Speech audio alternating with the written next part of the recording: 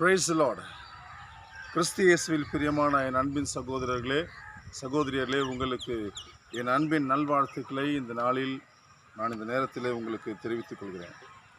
எனக்கு அன்பான சகோதரர்களே, இன்றைய நாளில் நாம் ஆண்டவரை அறிந்திருக்கிறோமா என்பதை குறித்து நாம் தியானிக்க போகிறோம். ஹல்லேலூயா. எனக்கு அன்பான சகோதரர்களே, சகோதரியர்களே, நம்முடைய ஆண்டவராகிய இயேசு கிறிஸ்துவை எந்த ஒரு தெய்வத்தோடும் எந்த ஒரு தலைவர்களோடும் அவரை ஒப்பிட்டு பார்க்கவே முடியாது, ஒப்பிட்டு பார்க்கவும் கூடாது, ஒப்பிட்டு பேசவும் கூடாது.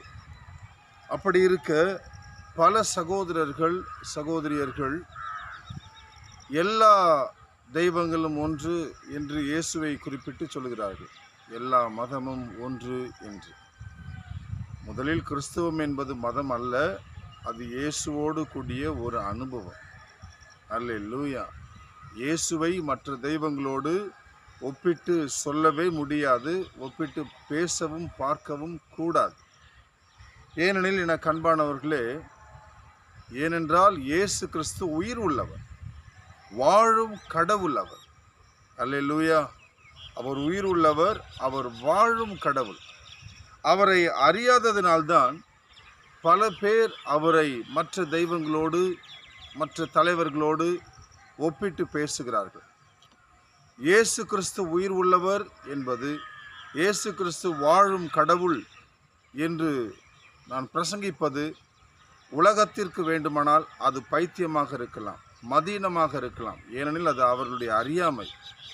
ஆனால் எனக்கு அன்பானவர்களே, கிறிஸ்து இயேசுவை விசுவாசிக்கிற உங்களுக்கும் எனக்கும் சரி, அதுதான் மீட்பளிக்கும் வல்லமை.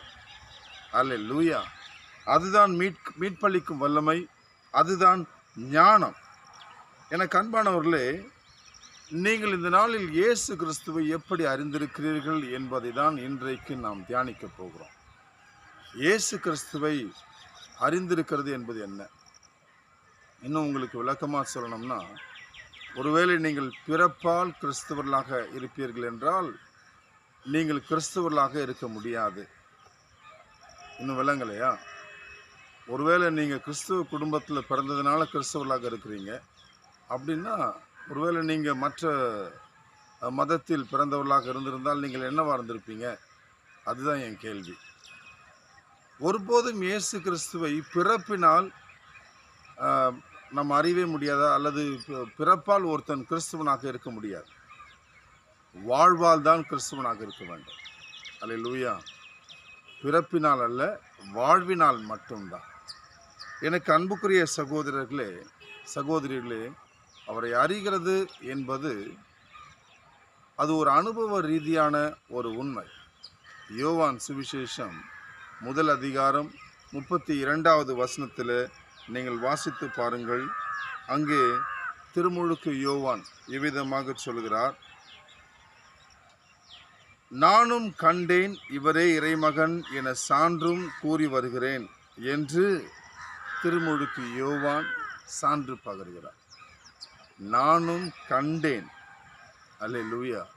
இந்த வார்த்தைக்கு பொருள் என்ன? கண்டேன், பார்க்கிறது. இந்த வார்த்தைக்கு கண்டேன் என்பது பார்ப்பது என்பது எல்லாருக்கும் தெரியும். ஆனால் இதில் வேறு ஒரு ஆழமான விஷயம் இருக்கிறது. அனுபவ ரீதியாக அவர் சொல்கிறார், நானும் கண்டேன். அல்லேலூயா. நானும் கண்டேன், அவரை இறைமகன் என சான்றும் கூறுகிறேன்.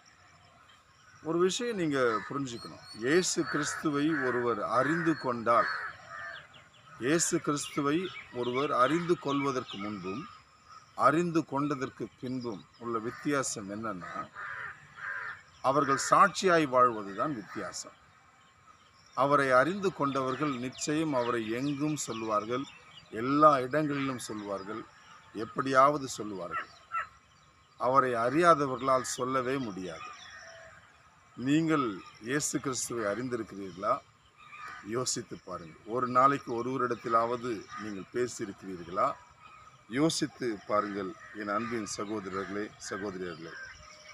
நானும் கண்டேன், இறைமகன் அவர் என சான்றும் பகர்கிறேன் என்று அவர் சொல்கிறார். வேத வாக்கியங்கள் தீர்க்க தரிசனங்களின் அடிப்படையில் இந்த திருமுழுக்கு யோவான் இயேசுவை அறிந்து கொள்கிறார். அல்லேலூயா. வேத வாக்கியங்களின் அடிப்படையில் திருமுழுக்கு யோவான் தீர்க்க தரிசனங்களின் அடிப்படையில் தான் இயேசு கிறிஸ்துவை அவர் அடையாளம் காண்கிறார். இயேசு கிறிஸ்துவினுடைய முதல் வருகையை அறிவிக்கும்படி கடவுளால் தெரிந்து கொள்ளப்பட்ட அனுப்பப்பட்ட திருமுழுக்கு யோவானே வேத வாக்கியங்களின் அடிப்படையில் தீர்க்க தரிசனங்களின் அடிப்படையில் அவர் இயேசு கிறிஸ்துவை அறிந்து கொண்டார் என்றால், அன்புக்குரியவர்களே, நீங்களும் நானும் ஏமாத்தினோம். அவரே இயேசு கிறிஸ்துவனுடைய பிறப்புக்கு முன்பாக சில காலத்திற்கு, ஒரு 6 மாத காலத்திற்கு முன்பாக பிறந்தவர். அவர் தேவனால் முன்குறிக்கப்பட்டவர். இயேசு கிறிஸ்துவனுடைய முதல் வருகையை எங்கும் எல்லாருக்கும் அறிவிக்கும்படிக்கு கடவுளால் அனுப்பப்பட்ட அவரே, அவரை பழைய ஏற்பாட்டில் எலியா என்று சொல்கிறார்கள். இயேசு கிறிஸ்துவும் அவரை எலியா என்று சொல்கிறார். அப்படிப்பட்ட திருமுழுக்கு யோவானே இயேசு கிறிஸ்துவை இறைவாக்கின் அடிப்படையில் தீர்க்க தரிசனங்களின் அடிப்படையில் அவர் கண்டு கொண்டார் என்றால், எனக்கு அன்பானவர்களே, நீங்களும் நானும் ஏமாத்திரோம். இயேசு கிறிஸ்துவை அடையாளம் காண்பது என்பது இந்த நாட்களில் வேத வாக்கியங்களால் அன்றி வேறு எதை கொண்டும் நாம் அவரை அடையாளம் கண்டு கொள்ளவே முடியாது. அவரை கண்டுகொள்ளவே முடியாது. வேத வசனங்கள் இருந்தால்தான். பல சகோதரர்கள் சகோதரியர்கள், என்னை பார்த்து கொண்டிருக்கிற எனது அருமை கத்தோலிக்க சகோதரர்கள், அன்புக்குரிய கத்தோலிக்க சகோதரியர்கள், பக்தி முயற்சியினால் இயேசு கிறிஸ்துவை நாம் அடையாளம் கண்டு கொள்ளவே முடியாது என்பதை நான் உங்களுக்கு தெளிவுபடுத்துகிறேன். இறைவார்த்தை மட்டும்தான் இயேசு கிறிஸ்துவை உங்களுக்கு வெளிப்படுத்தும். இறைவார்த்தையும் இறைவார்த்தையின் அடிப்படையிலான அருட்சாதனங்களும் தான். அல்லேலூயா. எனக்கு அன்பான சகோதரர்களே சகோதரியர்களே, வேதத்தை வாசிக்கவும் கேட்கவும் தியானிக்கவும் வேண்டும். அப்பொழுதுதான் இறைமகனாம் இயேசு கிறிஸ்துவை அறிந்து கொள்ள முடியும். ஒரு வேதத்தை வாசிப்பதும் இல்லை, அவர் அதை கேட்பதும் இல்லை, அவர் அதை தியானிப்பதும் இல்லை என்றால் ஒருபொழுதும் இயேசு கிறிஸ்துவை அவர் அறிந்து கொள்ளவில்லை. கிறிஸ்து அவருக்குள் இல்லை, அவர் கிறிஸ்துவராகவும் இல்லை. அல்லேலூயா. எனக்கு அன்புக்குரிய சகோதரர்களே, இறைவார்த்தை உங்கள் வாழ்வில் அனுபவமாகும் பொழுதுதான் அவர் உங்களுக்கு, ஆண்டவராக இயேசு கிறிஸ்து உங்களுக்கு தன்னை வெளிப்படுத்துகிறார். திருமுழுக்கு யோவானின் வாக்கின்படி அவருடைய சீடர்கள், அதாவது திருமுழுக்கு யோவானின் சீடர்கள் இயேசுவை பின்தொடர்கிறார்கள். இயேசுவை கண்டு கொண்ட திருமுழுக்கு யோவான், அவரை இறைமகன் என்று அறிந்து கொண்ட யோவான் இப்பொழுது தன் சீடர்களுக்கு அவர் வெளிப்படுத்துகிறார். இவர்தான் உலகத்தின் பாவங்களை சுமந்து தீர்க்கிற ஆட்டுக்குட்டி என்று இயேசு கிறிஸ்துவை தன்னுடைய சீடர்களுக்கு அவர் அறிமுகப்படுத்துகிறார்.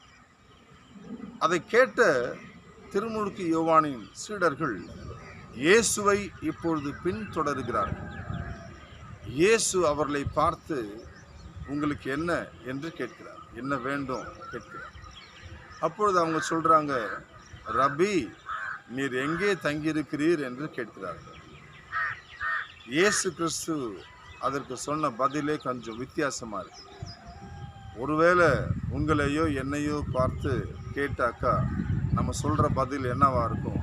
நம்ம வீட்டு அட்ரஸ் தான் நம்ம சொல்லுவோம். அல்லேலூயா. ஆண்டவராகிய இயேசு கிறிஸ்து அப்படிப்பட்ட ஒரு பதிலை சொல்லாமல் வந்து பாருங்கள் என்று சொல்கிறார். அல்லேலூயா. அவர்கள் எதற்காக தேடுகிறார்கள் என்பதை அறிந்து கொண்ட இயேசு கிறிஸ்து வந்து பாருங்கள் அப்படின்னா என்ன சொல்ல வராங்க? என்னோடு வந்து வாழ்ந்து பாருங்கள், என்னோடு இருந்து பாருங்கள், என்னை அனுபவித்து பாருங்கள் என்றுதான் இயேசு கிறிஸ்து சொல்கிறார். அல்லேலூயா. அதன்படியே இப்பொழுது அந்திரேயா இயேசுவை அறிந்து கொண்ட பிறகு அவர் செய்கிற ஒரு காரியம், தன்னுடைய சகோதரனை போய் பார்த்து, பேதுருவை, சீமோனை போய் பார்த்து அவர் சொல்கிற காரியம் என்ன தெரியுங்களா? 1 யோவான் சுவிசேஷம் 1 அதிகாரம் 35 41 வசனத்தில் உள்ள இந்த காரியங்களை நாம் பார்க்கும் பொழுது, மிக முக்கியமாக 39வது வசனத்தில் இருந்து தான் வந்து பாருங்கள் என்று இயேசு கிறிஸ்து சொல்லுகிறார். முக்கியமாக இப்பொழுது 41வது வசனத்தில் அந்திரேயா என்ன செய்கிறாரு? அவர் போய் முதலில் தம் சகோதரரான சீமோனை பார்த்து மெஸ்ஸியாவை கண்டோம் என்றார். மெஸ்ஸியா என்றால் அருள் பொழிவு பெற்றவர் என்பது பொருள். அல்லேலூயா. மெஸ்ஸியா, இவர் இயேசு கிறிஸ்து மெஸ்ஸியா என்று அவருக்கு அறிவித்தவர் யார்? திருமுழுக்கு யோவானா? யாருமே இல்லை.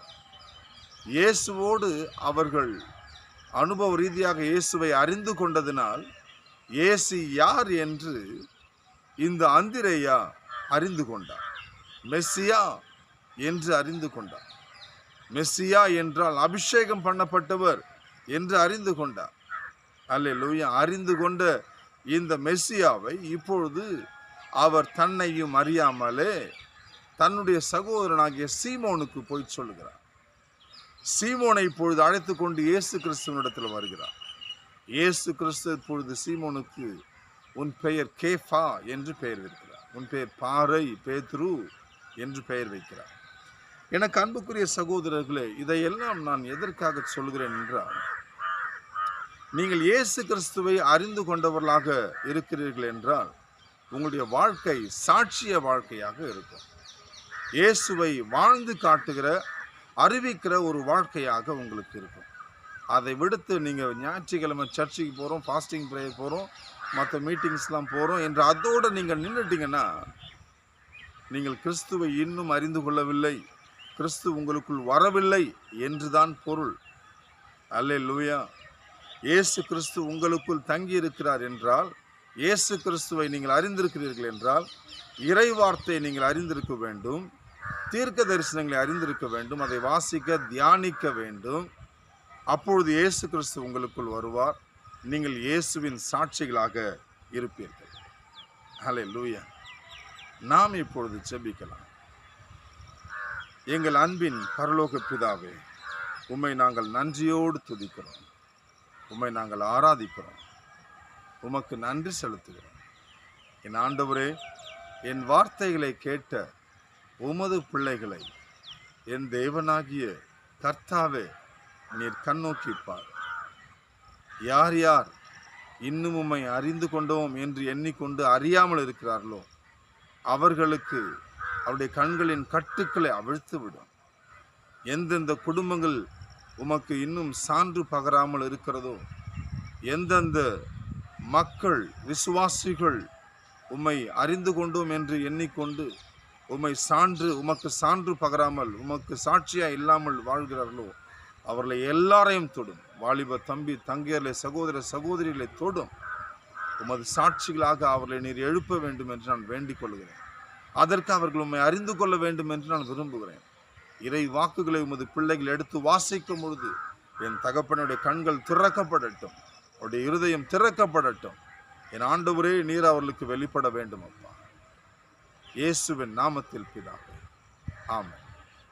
தந்தை, மகன், தூயாவின் பேராலே, ஆமென். எனக்கு பிரியமான என் அன்பின் சகோதரர்களே, சகோதரியர்களே, இறை வார்த்தையை வாசிங்க. மிக முக்கியமாக என்னுடைய அன்பு கத்தோலிக்க சபையர் மக்களுக்கு நான் சொல்லுகிறேன், இறை வார்த்தையை வாசிங்க, தியானிங்க.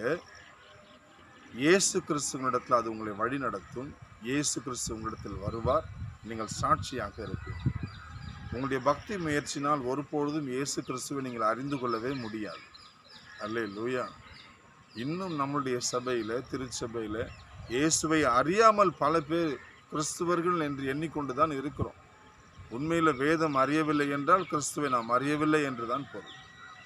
மனம் திரும்புவோம் சகோதரர்களே, சகோதரிகளே, மனம் திரும்புவோம். இந்த வீடியோவை, இந்த செய்தியை மற்றவங்களுக்கும் நீங்கள் பகிரும்படி நான் கேட்டுக்கொள்கிறேன். பல பேருக்கு அது பிரயோஜனமாக இருக்கும் என்று கிறிஸ்து இயேசுவுக்குள் நான் விசுவாசிக்கிறேன். ஜெபத்தோடும் ஆர்வத்தோடும் இதை நான் வெளியிடுகிறேன், பதிவு செய்கிறேன்.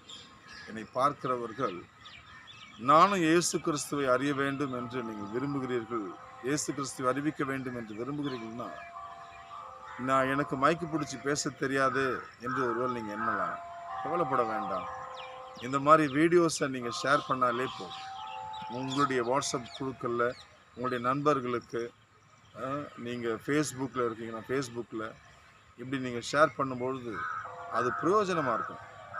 பலரை, சகோதரியர்களை பரலோகத்தின் வழிக்கு நடத்தும். இயேசு கிறிஸ்துவிடத்தில் நடத்தும். உங்கள் சப்ஸ்கிரைபும் எனக்கு ரொம்ப அவசியமாக இருக்குது. உங்களுடைய லைக்ஸ், உங்களுடைய கமெண்ட்ஸும் அவசியமாக இருக்குது. ஆண்டவர் உங்களை ஆஸ்வதிக்கட்டும். God bless you.